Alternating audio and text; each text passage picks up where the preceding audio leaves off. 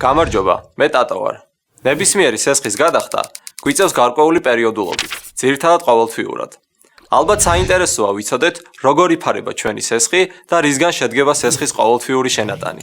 Თქვათ ვისესხი 1000 ლარით 12%-იანი წლიური საპროცენტო განაკვეთით 12 თვით. ჩემი ყოველთვიური შენატანი 88.95 დოლარს შეადგენს. ეს თანხა სინამდვილეში 2 თანხის, საპროცენტო ხარჯისა და სესხის ძირი თანხის ჯამია. მოდით ვნახოთ, როგორ ჯამდება ეს თანხები. რადგან წლიური საპროცენტო განაკვეთი 12%-ია, ყოველთვიური განაკვეთი 1% გამოდის.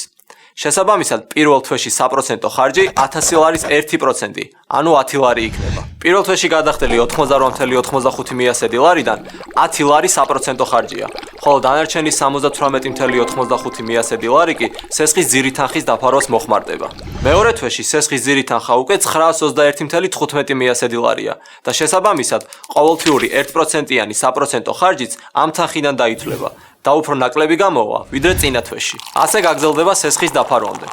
ყოველთვიური შენატანი რაოდენობრივად არ იცვლება, მაგრამ მასში საპროცენტო ხარჯის წილი ყოველთვიურად მცირდება, ხოლო სესხის დასაფარი თანხის წილი იზრდება. საბოლოოდ კი ჩვენი სესხი გადახდილია.